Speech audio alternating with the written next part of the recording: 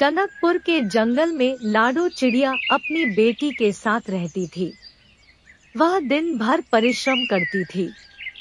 लाडो चिड़िया कालू कौवे की खेत में काम करती, उसके फसलों को पानी देती और फलों को बेचने जाती थी। यही उसकी दिनचर्या होती थी।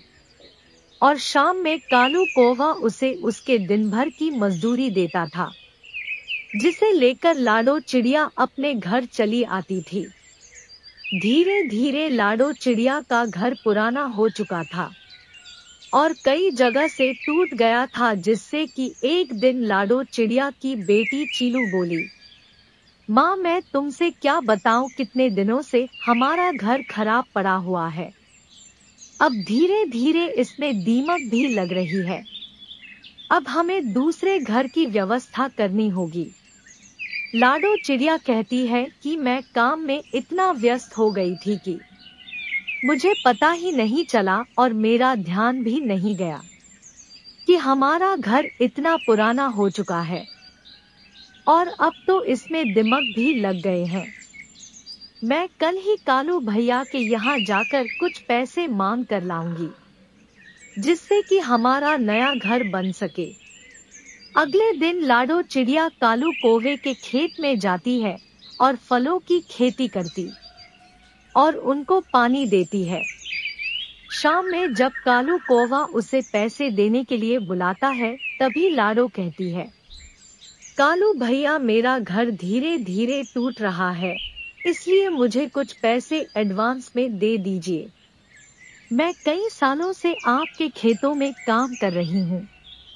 आप मुझ पर भरोसा रखिए, मैं आपके सारे पैसे परिश्रम करके लौटा दूंगी। यह सुनकर कालू बोला, मैंने यहाँ कोई मुफ्त की दुकान नहीं खोल रखी है कि जो चाहे जितना चाहे पैसा मुझसे उधार ले जाए। मैं ऐसे पैसे नहीं देता, पहले काम करो और अपने पैसे लो और यहाँ से जाओ। मुझसे इससे मतलब नहीं है कि तुम यहाँ कितने सालों से काम कर रही हो। मैं तुम्हें 1 रुपए भी ज्यादा नहीं दूंगा। यह सुनकर उदास लाडो अपने घर पर लौटती है और रास्ते में सोचती है कि हे भगवान, अब मैं अपनी बेटी से जाकर क्या कहूँगी। वह सोच रही होगी कि कल से हमारा नया घर बनेगा, लेकिन अब मैं क्या कर सकती हूँ। और उदास लाडो चिड़िया घर पर पहुँचती है।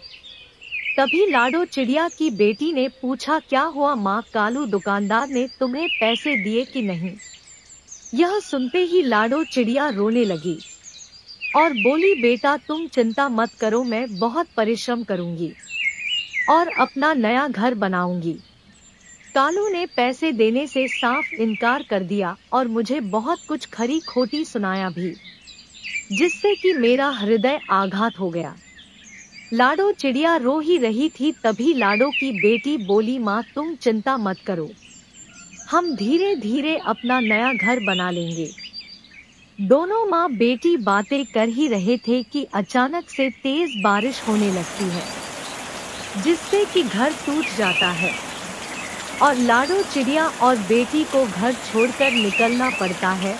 उदास लाडो चिड़िया और उसकी बेटी एक पेड़ के नीचे बैठकर रात भर अपना गुजारा करती है और मन ही मन लाडो स्वयं को कोसती है कि मैं अपनी बेटी को एक अच्छा घर भी ना दे सकी। अगली सुबह लाडो चिड़िया काम पर जाती है। उसकी अनुपस्थिति में लाडो चिड़िया की बेटी अपने दोस्तों के साथ मिलकर एक सुंदर सा छोटा सा घर बनाती है। और जब शाम में लाडो चिड़िया घर लौट कर आती है तो देखती है एक नया घर। वह देखकर मन ही मन रोने लगती है और अपनी बेटी से कहती है, बेटा तुमने बहुत अच्छा काम किया। मैं सुबह से परेशान थी कि मैं क्या करूं, लेकिन तुमने एक नया घर बना दिया। तुम बहुत ही प्यारी हो। और लाडो चिड़िया और उसकी बेटी खुशी खुशी वहाँ रहने लगते हैं। एक बार की बात है, लाडो चिड़िया का बेटा बहुत छोटा था। दिन भर लाडो चिड़िया काम पर जाती, जिससे कि लाडो चिड़िया का बेटा चीनू अकेले बहुत बोर होता था। ये देखकर एक दिन लाडो चिड़िया सोचे कि क्यों ना मैं इसका स्कूल में दाखिला करा दूं, जिससे कि यह अकेला भी महसूस नहीं करेगा और इसकी पढ़ाई लिखाई भी शुरू हो जाएगी। अगले दिन वह स्कूल में दाखिला कराने के लिए चीनू को अपने साथ लेकर जाती है और वहां उसका दाखिला करा देती है। स्कूल में बहुत अच्छी पढ़ाई न होने के कारण चीनू अपनी माँ से कहता है कि मैं अब ट्यूशन पढ़ लूँगा क्योंकि स्कूल में पढ़ाई अच्छी नहीं होती। ये सुनकर लाडो चिड़िया बोली कि ठीक है, पास ही कालू कौवा और उसकी पत्नी ट्यूशन पढ़ाते हैं, मैं वहीं पर तुम्हारा ट्यूशन में नाम लिखवा दूंगी। ये सुनकर चीन कहता है कि ठीक है। अगले दिन लाडो और चीनू कालू कौवा के घर जाते हैं और लाडो कहती है कि कालू कौवा मेरे बेटे चीनू को ट्यूशन पढ़ाना है। ये सुनकर कालू कौवा की पत्नी बाहर आती है और कहती है कि हमारे यहाँ बहुत से बच्चे ट्यूशन पढ़ते हैं, कल से आप भी चीनू को यहाँ ट्यूशन पढ़ने के लिए भेज दीजिएगा।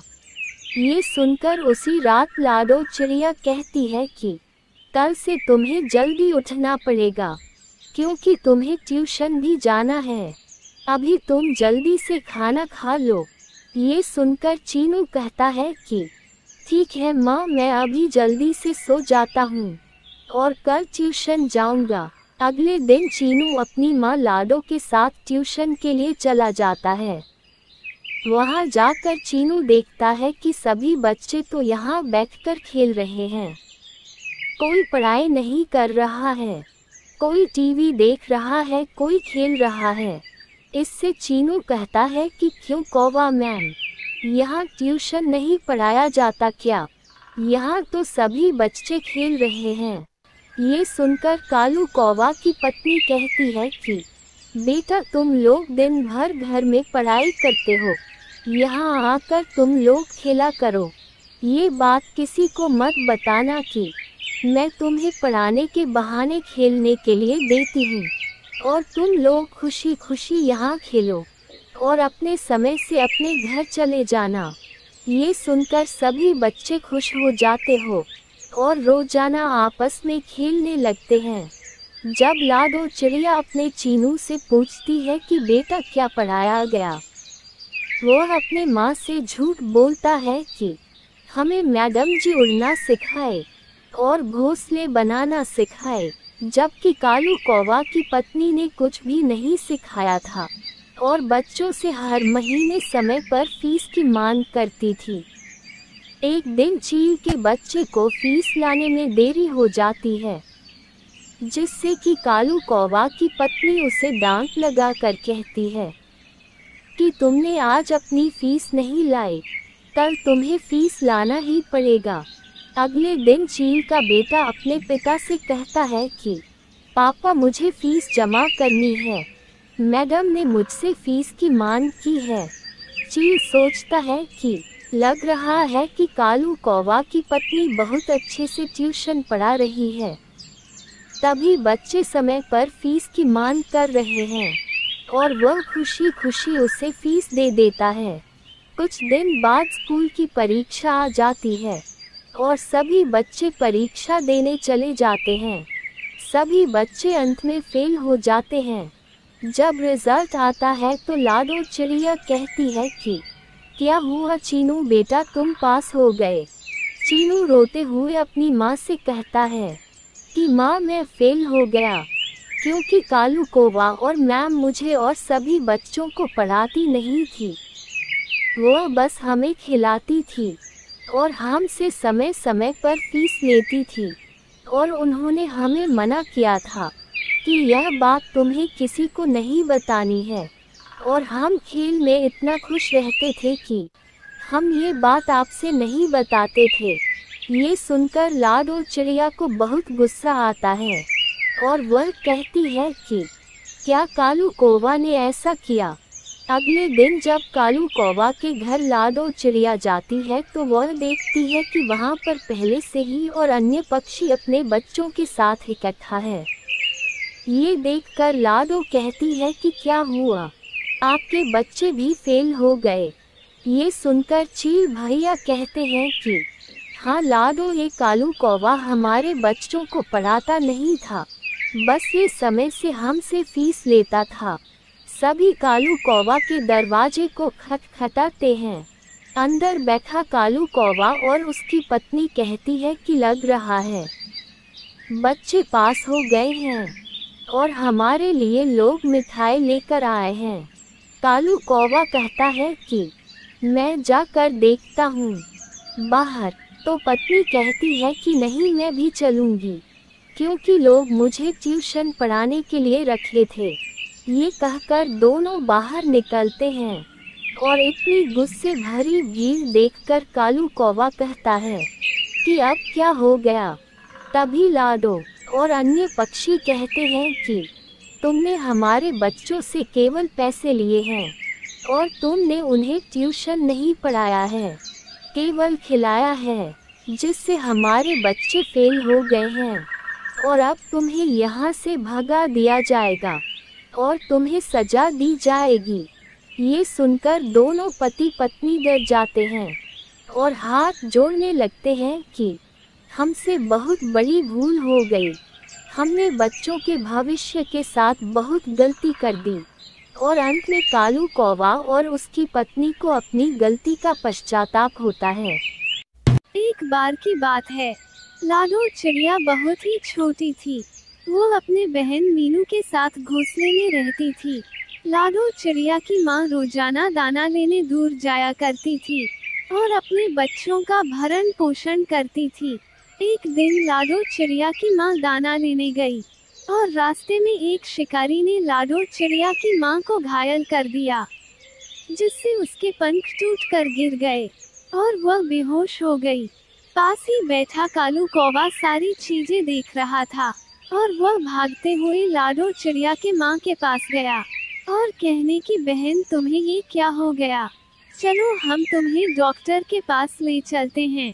लाडो चिड़िया की माँ धीमी आवाज में कहती है कि कालू भैया, अब मेरे अंदर शक्ति नहीं रह गई, अब लगता है कि मेरी जिंदगी इतनी ही थी, कृपया आप मेरे दोनों बच्चों का ध्यान रखिएगा। कालू कौवा ने चिड़िया को वचन दिया और उसके बच्चों की देखरेख करने लगा। धीरे धीरे बच्चे बड़े हो गए। लाडो चिड़िया शादी करने योग्य हो गई और कालू मामा ने कहा कि बच्चों, मैं तुम्हारा मामा हूँ, इस कारण से तुम्हारी माँ ने मुझे तुम्हारी जिम्मेदारी दी है और मैं लाडो तुम्हारी शादी कराना चाहता हूँ। लाडो हल्का मुस्कुरा कर कहती है, जैसा आपको ठीक लगे। ये सुनकर कालू चिड़िया लाडो के लिए रिश्ते देखने लगता है। जल्दी लाडो चिड़िया के लिए एक रिश्ता मिल जाता है और लाडो चिड़िया की शादी कालू कौवा करा देता है। लाडो अपने ससुराल चली जाती है। ससुराल जाके लाडो की सास बहुत दहेज की मांग करती है। माँ के देहांत के बाद कालू मामा पर और अधिक बोझ नहीं बनना चाहती थी, इसलिए वह चुपचाप मार खा लेती है।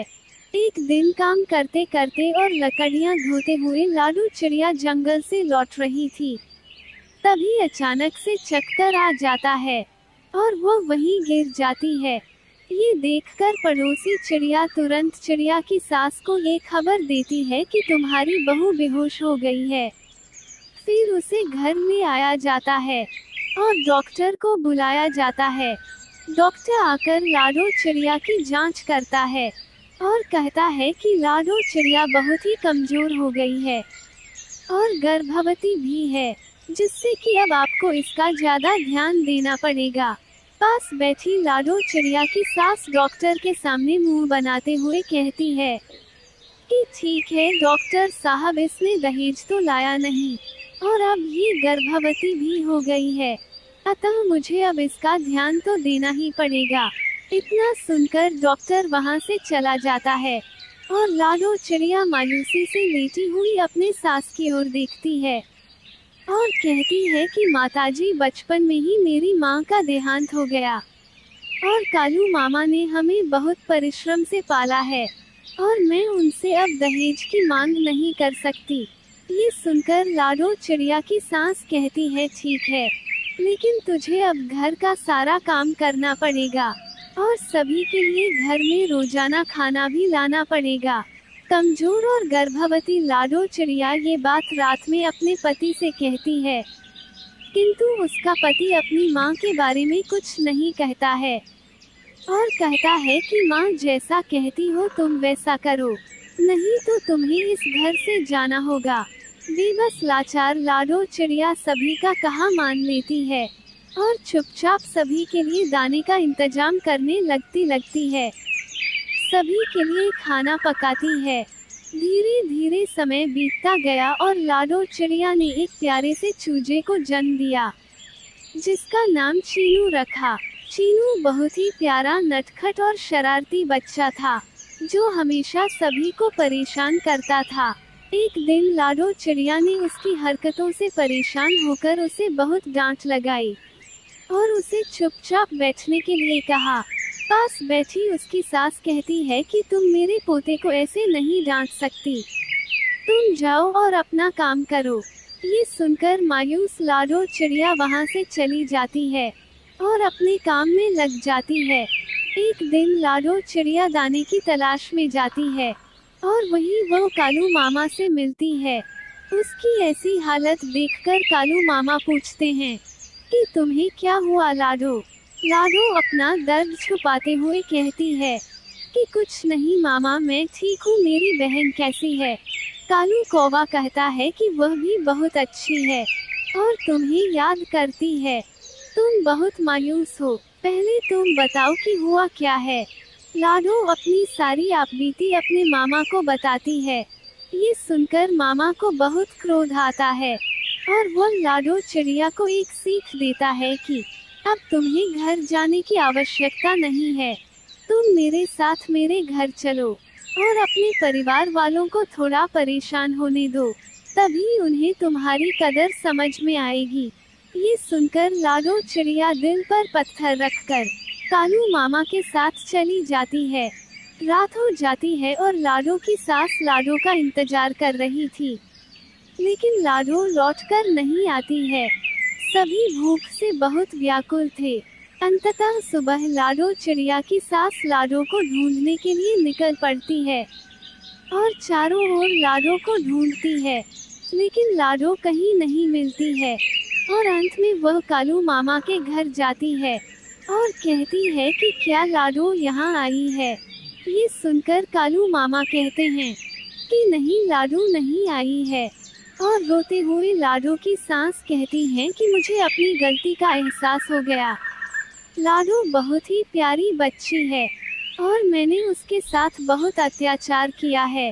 मैं अब उसे खुशी खुशी घर ले जाने आई हूँ।